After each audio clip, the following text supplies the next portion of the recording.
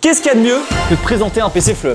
Le faire gagner. Et pour ça, il suffit de s'abonner et surtout de rester jusqu'à la fin de la vidéo. On vous expliquera comment le gagner. En tout cas, aujourd'hui, on vous présente le PC Flow Up Solana. Et grâce à Corsair, on vous en fait gagner un à la fin de la vidéo. Donc restez bien jusqu'à la fin. Déballage. Il est là. Alors, c'est le PC le moins cher en RTX 5080 qu'on retrouve actuellement sur le site de Flop. Parce que oui, on vous avait présenté l'Orion il y a quelques semaines. Mais c'est vrai que c'est pas du tout le même tarif, quoi. Exactement. Déballage. Déballage. Ça change pas, on a toujours le suremballage en double cannelure. Évidemment. Donc vous recevez bien entendu votre PC flop comme ça. Ensuite, à l'intérieur, on trouve la boîte de la carte mère avec tous les câbles et toutes les choses supplémentaires si jamais vous devez changer de water cooling, par exemple. Ou rajouter un petit SSD 2,5 pouces, qui sait. Par exemple. Et ensuite, protégé par du papier dans les angles, etc. Le PC. D'ailleurs, n'hésitez pas à aller voir le tout nouveau podcast qu'on vient de sortir, Mémoire vive, avec Aurélien et Mathis vous fait toute la structure de coût avec Flop. Donc n'hésitez pas, il vous dit combien on gagne, combien nous coûte l'emballage par exemple. C'est vrai. Si vous savez, mettez en commentaire. Allez, Peut-être c'est 2 euros, peut-être 10, peut-être 20 euros. Allez voir le podcast. Dans la boîte, par exemple, on retrouve tous les câbles supplémentaires pour l'alimentation modulaire et également le câble d'Alim. Ça peut être plutôt pratique. Alors Toute on a la même visserie. des petites connectiques IQ Link si jamais on veut rajouter des ventilateurs par exemple. Mais vous allez voir qu'il y a déjà assez de ventilateurs. Ici, on retrouve le boîtier de chez Corsair, le 3000D Airflow. Alors c'est un boîtier qu'on a en énorme quantité chez Flop parce que franchement, il est super intéressant. On a beaucoup de ventilateurs. L'aération est vachement bonne, on va vous la montrer. Après, peut-être qu'on va upgrade vers le tout nouveau frame de chez Corsair qui sera d'ailleurs le PC à gagner. Exactement. On vous montre ça juste après. En tout cas, le 3000D, c'était l'un des boîtiers les moins chers de chez Corsair et qui, clairement, pour le prix, fait le taf. Déballage. Quand vous ouvrez tous les PC Flop, le kit de démarrage, je vous la refais pas, mais on vous explique exactement comment bien déballer et comment lancer votre PC gamer pour la première fois, ce qu'il y a à retirer, où brancher votre carte mère, etc. Vous avez des QR codes pour laisser un avis et à l'arrière, on vous donne quelques instructions pour bien vous occuper de votre PC pendant sa durée de vie. J'étais en train de me dire, Mathis, Dis-moi. nous, tu vois, on déballe comme ça un max de PC pour les vidéos et tout. Ouais. Et c'est quand même un moment hyper satisfaisant. Tu vois, tu reçois ton PC, t'as attendu, et là, il est enfin arrivé, t'as juste à le déballer. C'est vrai. Un PC gamer, c'est un peu comme une première voiture, un déménagement ou. C'est ça. Et voilà la bête.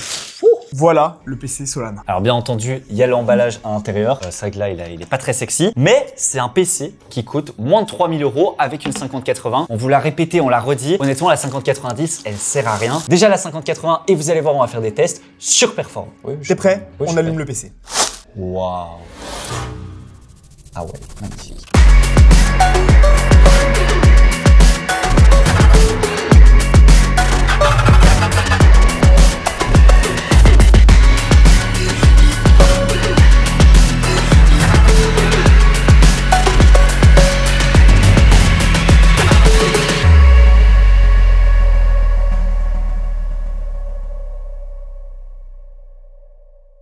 Il est magnifique, on est d'accord, mais qu'est-ce qu'on a à l'intérieur de ce PC Gamer Solana? Le boîtier, vous l'avez compris, c'est le Corsair 3000D. Au niveau du water cooling, on est aussi chez Corsair avec un H100 RGB, un water cooling de 240 mm que je trouvais magnifique. Alors ils font bien de renouveler la gamme un petit peu, mais c'est vrai qu'à l'époque, le prix auquel on avait réussi à acheter ces water cooling avec Flow Up, ça nous permettait de les mettre partout et je les trouve magnifiques. Que ce soit le RGB des ventilateurs ou alors simplement la pompe qui est hyper épurée avec le logo Corsair, je trouve qu'il est toujours super beau et super à la mode, j'adore. En termes de qualité, c'est super, on n'entend pas la pompe. Les ventilateurs ont un super CFM. Donc pour ce PC-là, ça ira super. Mais du coup, Mathis, qu'est-ce qu'on a en dessous de ce water cooling? Le processeur, c'est le meilleur processeur pour le gaming de chez Intel actuellement. C'est le i7 14700KF. On vous l'a déjà expliqué, les Ultra, c'est pas pour nous. Le i9, c'est plus que pour du gaming. Aujourd'hui, en gaming, déjà un 14600KF, c'est incroyable et vous faites tout ce que vous voulez en plus d'être polyvalent. Et si vous avez encore un peu plus de budget et pour soutenir cette 5080 qui est hyper puissante, on a mis le i7 14700KF. Clairement ultra polyvalent, des très bonnes fréquences. Il est d'ailleurs plus performant en jeu que les Ultra 7 sortis plus récemment. C'est ça qui est ouf et c'est un 20 cœur 28 threads avec les cœurs performance, donc super processeur. Alors certes, il coûte plus de 300 €,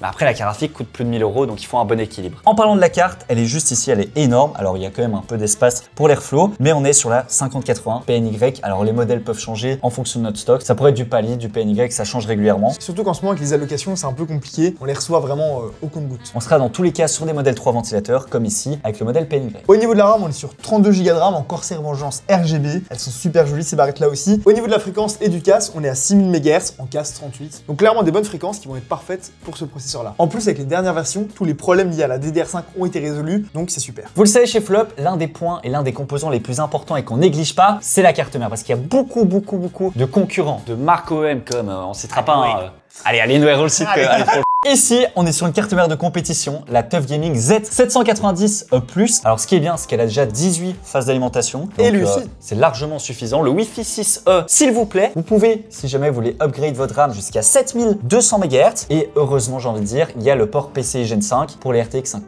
Et pour le reste des composants, on a un SSD de 1TB NVMe en Gen 4 et une alimentation de 1000 watts en 80 Gold+. Et d'ailleurs, c'est une super configuration si jamais vous voulez faire monter vous-même un PC. Vous pouvez reprendre cette base. Franchement, ça fonctionne nickel. D'ailleurs, Mathis, je propose qu'on aille le tester en quoi? Tu veux 2K, 4K? 4K easy. 4K. Easy. 4K, easy. On passe maintenant au test du PC Gamer Flop Solana. Alors, c'est un PC, comme on a dit, avec une grosse carte graphique, la 5080. Et d'ailleurs, peu importe le PC Gamer que vous achetez, prenez un écran qui va avec, qui permet simplement de sortir la pleine puissance du PC. Et donc, nous, ça tombe bien parce qu'on a un écran 4K de chez AOC qui va nous permettre de faire tous nos benches et de jouer à des petits jeux comme à des très gros jeux. On commence avec l'habituel 3D Mark et là, on voit qu'on a un score qui pulvérise tout, 29 836. À l'époque, sur notre PC Gamer à plus de 5000 €, on était à 15 000 de score. Là, aujourd'hui, il faut se dire que quand on a plus de 20 000 de score, on peut déjà jouer en 4K. Et alors là, on s'approche carrément des 30 000. Donc clairement, en fait, ce genre de PC irait à la plupart des gens. Il faudrait même pas avoir plus. Sur CS2, qui est un jeu compétitif, alors en 4K, là, on a mis en très élevé la qualité. Mais on est tous d'accord pour dire que c'est un jeu compétitif et que ça sert absolument à rien. Autant jouer en full low pour justement avoir un maximum d'FPS, le moins de latence possible. Alors ici, on a fait le test et on est à 282 FPS de moyenne avec un FPS minimum à 122. Alors l'écart est quand même assez grand, mais c'est normal, c'est CS2. Et ce qui est cool, c'est qu'au moins, au pire des cas, on est à 122 images par seconde. Et franchement, c'est pas du tout désagréable, ça reste fluide. Après, descendez encore la qualité. Comme ça, sur un FPS minimum, vous tombez à 200, 300 FPS, c'est encore mieux. Sur Valorant maintenant, en 4K, on est à 500 FPS. Voilà, 512 FPS. Je sais pas si vous vous rendez compte. Il faut déjà avoir un écran 4K 500 Hz. Alors ça coûte un rein. En tout cas, on n'a pas de limite. On voit que c'est super fluide. Et surtout, on a 1% low à 214. Donc dans les pires moments de la game, on va avoir 214 FPS. Donc là, sur Valorant, le PC Solana, il est tranquille, les doigts dans le nez. La grosse nouveauté qu'on a sur les RTX 5000, c'est le fameux DLSS 4. Alors, est-ce que ça fonctionne? Oui. Est-ce qu'il y a des petits glitches d'image parfois sur certains jeux? Ça peut être dérangeant. En tout cas, ici, on a fait le test avec aucune génération d'images. Alors, on voit que sur Cyberpunk, en élevé, avec le ray tracing d'activer, on est à 65 FPS de moyenne, donc c'est tout à fait correct, c'est même très bien. Surtout qu'on a un FPS minimum à 58 et un maximum à 75. Mais attendez de voir quand on active le DLSS 4, là ça n'a rien à voir, c'est le jour et la nuit. On passe à 243 FPS de moyenne, c'est un truc de ouf. Donc on est littéralement sur 4 fois plus de performance et on voit que sur le FPS minimum, on est à 224. Donc là, jouer à plus de 200 FPS sur Cyberpunk en 4K, en ultra avec le ray tracing, c'est juste magnifique. C'est une expérience de jeu qui est exceptionnelle. Donc là, oui, ça passe sur Cyberpunk. Et heureusement. Sur R6 maintenant, 374 FPS en ultra. Alors là aussi, baisser la qualité des textures. Mais on voit que d'ailleurs, on a une latence qui est ridicule. Parce qu'en vrai, dans un jeu, il n'y a pas que le nombre de Hz, le nombre de FPS. Les gens regardent que ça, mais il y a 3 choses à regarder en vrai. La qualité de l'image, que ce soit quand même agréable, le nombre de FPS et surtout le nombre de ms, donc de latence. Et là, on voit qu'on est à 2,6 ms, c'est ridicule. Donc en fait, au moment où vous allez appuyer pour tirer, ça va être ultra réactif. Et on voit aussi que la charge GPU est à 93%, donc on n'a pas de bottleneck. De nouveau, on vous a mis Fortnite parce que c'est un jeu qui est hyper intéressant. Alors déjà, il y a beaucoup de gens qui jouent à Fortnite, mais surtout, quand on saute du bus, etc., c'est là qu'on va avoir des changements d'affichage. Alors ici, en 4K, en mode performance, par pitié, ne jouez pas en ultra à Fortnite si vous voulez avoir un maximum d'FPS. Ici, en mode performance, le jeu est super joli en plus en 4K. 333 FPS, tout pile poil. C'est magnifique, c'est hyper fluide. Et alors le 1% low est à 82 FPS. C'est un jeu où on a souvent des drops d'FPS, mais ce qui est important de voir, c'est si notre processeur est pas bridé. Et on voit qu'il est monté à 5,5 GHz en termes de fréquence, la consommation est bonne, le GPU ne chauffe pas, on est à 56 degrés au maximum, donc là voilà, 300 FPS sur Fortnite en 4K, ça fait plaisir. Est-ce que le PC Gamer Solana chauffe? C'est une question qu'on se pose. Alors on a fait un ECCT bien entendu avec la vitre, vous inquiétez pas. On vous rappelle qu'il y a 3 ventilateurs à l'avant et donc le water cooling qui vient sortir l'air chaud au-dessus. Et on peut voir que notre i7 14700 KF monte déjà à sa pleine puissance, 253 watts, ça c'est rassurant. 85 degrés en moyenne, c'est un processeur qui chauffe quand même énormément par rapport au Ultra ou au processeur AMD, mais ce qui est important, c'est qu'il n'est pas bridé. On est à 4,7 GHz ici, la puissance est bonne, nos cœurs performance montent assez haut, donc c'est vraiment nickel. Et pour ce qui est de la carte graphique, la 5080, elle est franchement hyper fraîche, 63 degrés seulement pour 290 watts. Donc là aussi, on voit qu'on n'a pas de problème. On se dit la carte est énorme par rapport au boîtier, etc. Mais en fait, le fait qu'elle ait 3 ventilateurs et un très gros dissipateur, elle refroidit sans aucun stress. On pourrait même l'overclocker. Comme vous avez pu le voir, le PC Solana, il perf en 4K, on n'a pas de souci et heureusement, parce que la 5080, c'est quand même une super carte graphique. graphique et hyper haut de gamme. Alors sur le site de flop.shop, on le retrouve à 2699 €. Alors on peut le passer en white. Tout à fait, Vous pouvez choisir, il est très joli en white d'ailleurs, en blanc ou en noir, vous pouvez choisir sur le site. Et donc Mathis, 2699 €. Comme d'habitude, ce qu'on va faire, c'est comparer à Amazon, aux Allemands, aux concurrents. On a refait exactement le même panier sur Amazon et on arrive un petit peu en dessous de 2600 €. Donc voilà, c'est vrai que les prix ont pas mal baissé. Surtout, en fait, ce qui est cool, c'est que la carte graphique, elle coûte vraiment pas cher actuellement sur Amazon. Évidemment, c'est dans la limite des stocks disponibles. Parfois ça part, parfois ça revient. Mais pour l'instant, c'est là qu'on la retrouve la moins chère. Et donc si nous aussi, avec Flop, on arrive à acheter cette carte graphique moins chère dans les prochaines semaines, on essaiera d'adapter légèrement le prix du PC. Mais en tout cas, ici, on a plus ou moins 140 € de différence. Et le PC est monté avec Windows installé, les drivers, la garantie et le SAV Flop. De nouveau, n'hésitez pas à aller voir le podcast Mémoire Vive. On vous met le lien en description si vous posez des questions sur combien est-ce qu'on gagne avec Flop et comment se divise la structure de coût. Allez, on va comparer maintenant à Infomax, qui est une boutique dans la rue Montgallet à Paris. Et ici, on est sur le Long PowerHead by MSI. Et là, on voit que c'est la même config. Donc 14700 KF. Alors, c'est un chipset B et pas Z.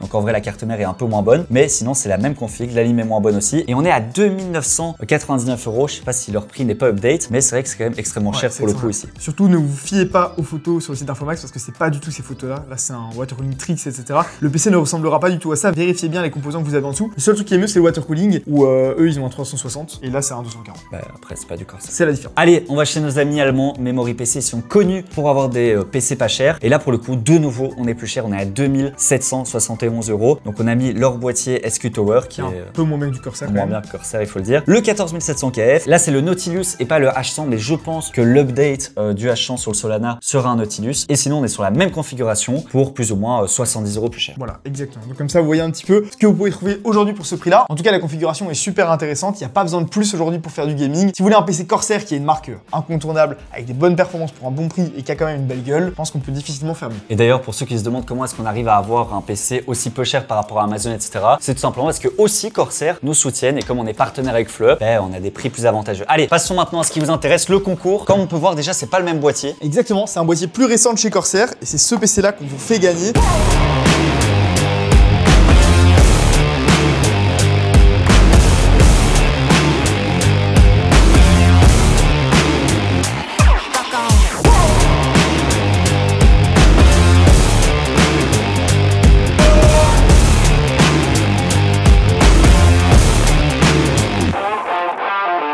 En réalité, ici, on dépasse un petit peu le budget du Solana, clairement. On est à plus de 3000 € à mon avis. Déjà, on a le tout dernier boîtier de chez Corsair. On l'avait découvert au CES. Il a plein de fonctionnalités hyper pratiques. C'est le 4000D Frame 2. Et en gros, vous pouvez retirer absolument tout sans vis. En fait, c'est quasiment tout qui est screwless. Vous pouvez simplement dévisser, hop, retirer toutes les parties, retirer la plaque qui supporte la carte mère. Enfin voilà, il est ultra modulaire. On a une RM1000E aussi qui a une excellente alimentation, qui vaut son petit pesant d'or. Le water cooling. Et le water cooling qui est LCD. Là, c'est un Titan 360 RX de chez Corsair avec l'écran LCD. On en a parlé d'ailleurs, on a fait un top water cooling. Le Titan RX avec les nouveaux ventilateurs RX qui brassent énormément d'air, 90 CFM et surtout qui refroidissent super bien DI7, DI9 sans aucun stress. Et donc là 360 mm et on a quand même rajouté un petit ventilateur RX à l'arrière de 140 mm. Donc là au total on a donc 3 ventilos à l'avant, 1 à l'arrière plus ceux du water cooling, ce qui nous fait 7 ventilateurs. Et pour ce qui est de la carte graphique, on vous a mis la magnifique RTX 5080 de chez Tough Gaming, très beau modèle, ce qui nous fait un beau PC. Exactement. Et il est à gagner. Du coup, comment est-ce que vous pouvez remporter ce PC? C'est très simple. Vous allez dans la description, il y a un lien Gleam qui vous permet de participer au concours. Et là, vous n'avez plus qu'à rentrer un maximum d'instructions comme nous suivre sur les réseaux sociaux, suivre Flop, suivre Corsair et vous pourrez remporter ce PC. La date du tirage sera également marquée dans la description. Et c'est gratuit. Donc, bonne chance à tous. C'est gratuit évidemment. Et on fait pas gagner qu'un PC à 3000 €, même si c'est déjà pas mal.